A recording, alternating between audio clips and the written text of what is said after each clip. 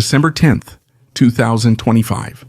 It's the fourth year and day 290 since the full-scale invasion began. A warm welcome, I greet you, to the Daily Situation Report. Today's report highlights protests in Kursk, showing rising political pressure on Russia. New Russian advances near Siversk, as well as structural adjustments in the Ukrainian command, are changing the situation at the front. Expansion of the Russian drone hub near Donetsk, and also how the Shadow Fleet in the Black Sea continues to be decimated. Let's take a look at the report. There were public protests again in the Russian region of Kursk. Russian residents of the border areas are demanding the compensation payments promised by President Putin. They are referring to about 1,000 United States dollars. That's the last figure I remember, per person. An advisor to the regional governor explained that the population should have defended their homes on their own. What's happening over there is a joke, especially since the Russians evacuated them. When the Ukrainians crossed the border, the Russian soldiers looted the apartments, especially Ahmad's, and then the homes of the citizens, even in villages where the Ukrainians haven't even set foot. And then Putin promises them compensation for having to endure so much here, and of course for losing a lot of property, especially due to their own soldiers, which was never acknowledged here. And all of this just because the Russians were too incompetent to properly defend the border. Logically, this payment was never made. So what do? Naturally, you blame the residents? It's really laughable, but I couldn't have expected anything else. In addition, a woman from Kursk who had previously addressed a similar complaint to Putin, was also arrested. Take a look here. Soldiers from Azov filmed Russian prisoners of war. The Russian asks about their imminent fate, whether they have been taken prisoner or if they are going to be executed now. When the Ukrainians answered that they were taken prisoner, he clapped his hands together. You have to understand the fear. The Russians are explicitly told that the Ukrainians would shoot them and so on and so forth.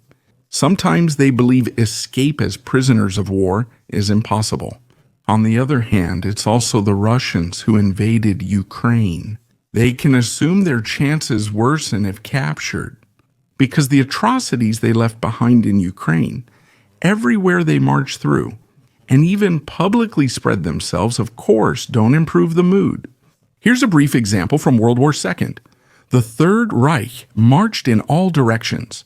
Then came the turning point, and at some point they were not only defending the outermost territory, but also their own land. Most crimes against the German population there were committed by armies from countries previously invaded by the Third Reich. They also had a completely different mentality than the United States of America. Canadians or units from the British colonies, because the Germans had previously been there and destroyed a lot as well. In contrast to the armies who only knew the war by hearsay before they joined as active participants. That's how it is there now too. It's understandable psychologically that invading, destroying cities, and hurting families leads to fear of revenge. But another thing in the video is also very interesting. As we can increasingly see, Russian soldiers have been looking better equipped for several months now. This one actually has a real helmet, not one of those aluminum bowls a corrupt Russian officer ordered before. Their army is also changing. Since I check up to 400 sources every day, I also see a lot of videos. And on average, I would say that the Russians are slowly getting their equipment problems under control, especially when it comes to uniforms. On the other hand, the supply for the soldiers still seems to be poor.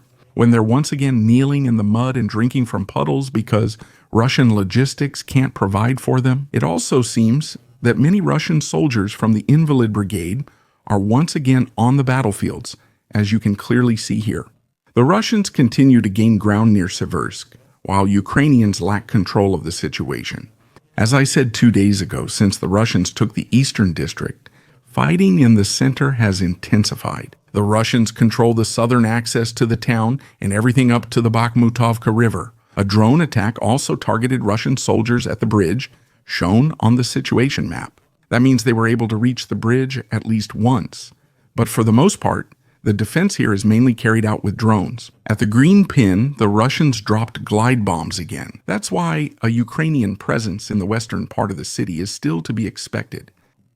If we look a little further away from Siversk, towards Pokrovsk, we hardly see any change here. From the last situation report, this here is still from the last report. This here is actually light red, right? I think hardly any change. The areas here east of RI may have now been captured by the Russians, up to the railway track located here. I'm still missing a couple geolocations that I didn't get to today. I can't work on some days, study, and at the same time geolocate every single row of trees myself. That's why I sometimes need help from others, which takes some time, but it's not so bad. Still, I would say we're the fastest to get information in the German-speaking region when it comes to any changes. The fighting is still intense, especially in the last 3 yellow sectors here in the north of the city, and the pocket seems to be slowly but surely closing. The Russians are approaching with more frequent geolocations in the yellow-marked area, though it's unclear if they've held those positions. The commander-in-chief of the Ukrainian armed forces updated us on the situation near Pokrovsk in an interview and shared some interesting points. He mentioned that in this sector, the Russians have increased their troop strength to 156,000 men. That would be almost 20% of all Russian soldiers in Ukraine. Across all branches of the armed forces, about 60,000 can be counted as combat troops, while the rest are, at least on paper, support forces. He also reports that the core system has now been fully implemented and that a restructuring of the army was possible during an ongoing war.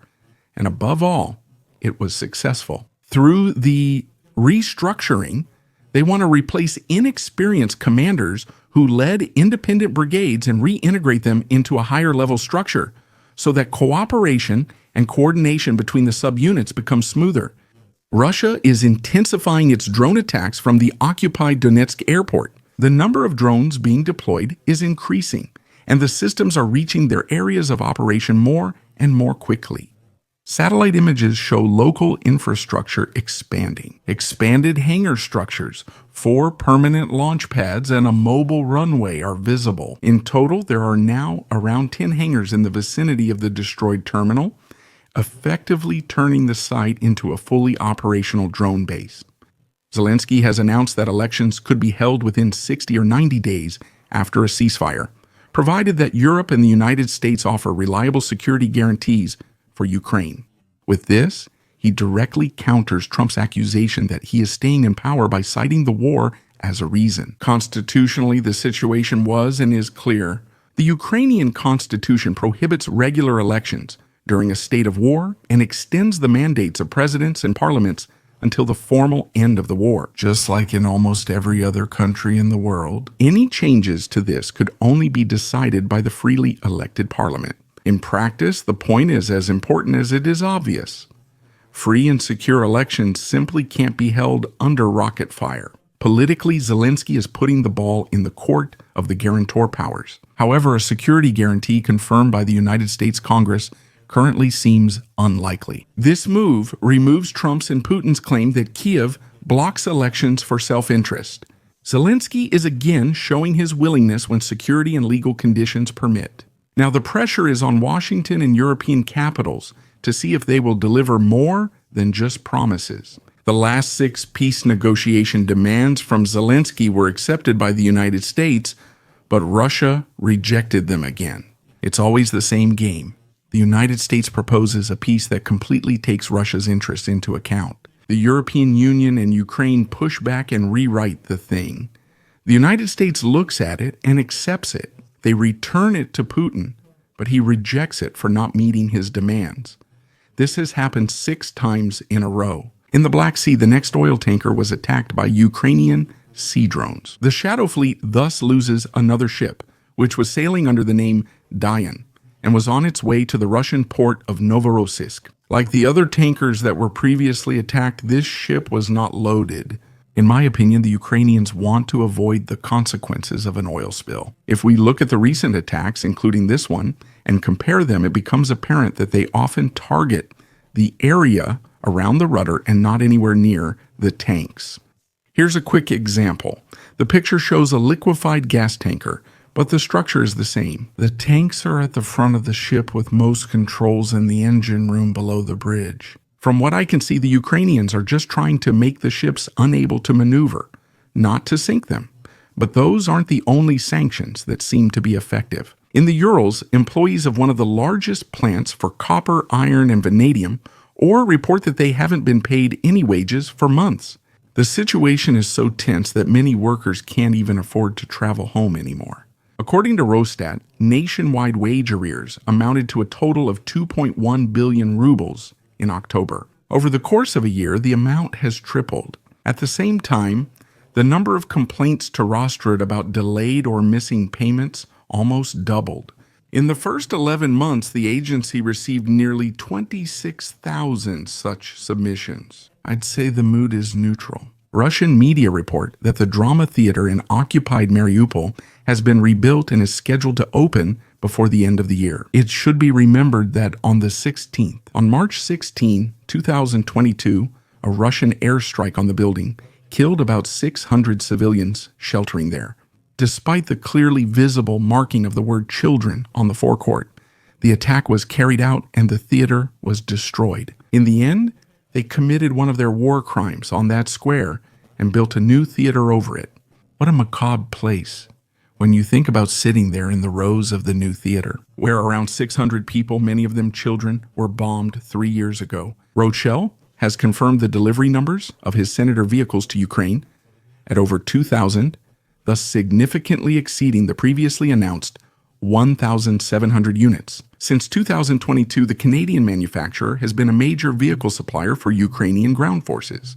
The vehicle family is already being used for troop and casualty transport, for logistical support under fire, and as command and medical platforms. Their significance comes from 3 factors: short production lead times, a modular armor concept with additional armor and cage solutions against drones, and a close adaptation cycle based on frontline feedback.